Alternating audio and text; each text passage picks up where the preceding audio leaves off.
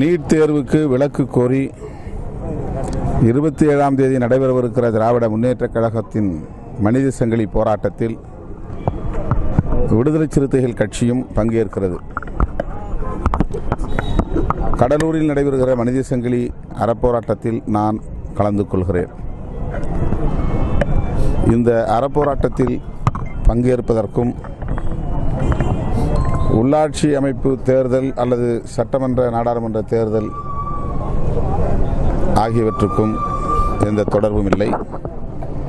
மக்களின் பிரச்சனைகளுக்காக தேவைகளையொட்டி எதிர்க்கட்சிகள் ஒருங்கிணைந்து போராட வேண்டும் என்கிற அடிப்படையில் திராவிட முன்னேற்றக் கழகத்தின் அழைப்பை ஏற்று இந்த அறப்போராட்டத்தில் பங்கேற்கிறோம்.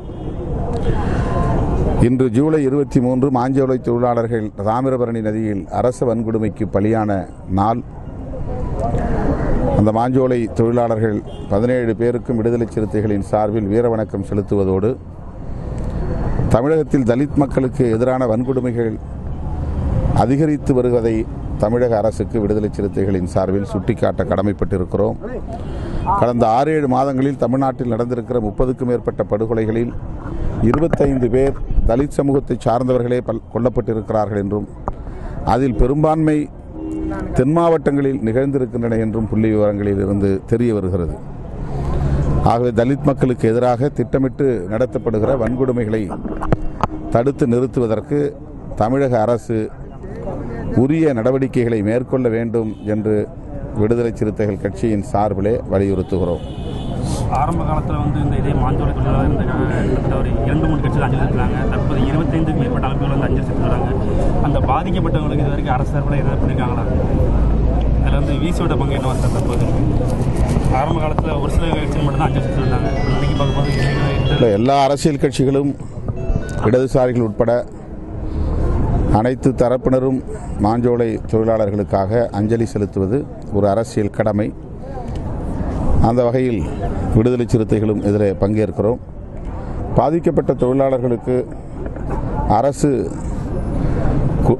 குடும்பத்தில் ஒருவருக்கு தலா வேலைவாய்ப்பு வழங்க வேண்டும், அந்த குடும்பத்தினருக்கு பொருளாதார நிவாரணம் வழங்க வேண்டும் என்று தொடர்ந்து வலியுறுத்தி வருகிறோம். மேலும் அவர்களின் நினைவாக தாமிரபரணி நதிக்கரையில் ஒரு நினைவு இடத்தை அமைக்க வேண்டும் என்றும் வலியுறுத்தி வருகிறோம். அரசு அதை பொருட்படுத்தவில்லை. குறைந்தபட்சம் அந்த குடும்பத்தில் ஒருவருக்கு அரசு வேலைவாய்ப்பு, ஒவ்வொரு குடும்பத்திலும் தகுதியுள்ளவர்களுக்கு அரசு வேலைவாய்ப்பு வழங்க வேண்டும் என்று கேட்டுக்கொள்கிறேன். ராஜா போராளிகள் விவசாயிகள் அவர் ஒரு மனதை ஏற்படுத்தியிருக்காரு. எதையாவது பேசி பரபரப்பை ஏற்படுத்த வேண்டும், ஊடகங்களின் கவனத்தை தம் பக்கம் ஈர்க்க வேண்டும் என்பது மட்டுமே நண்பர் ராஜாவின் நோக்கமாக இருக்கிறது. ஆகவே எல்லோரையும் கடுமையாக அவர் பேசுகிறார்.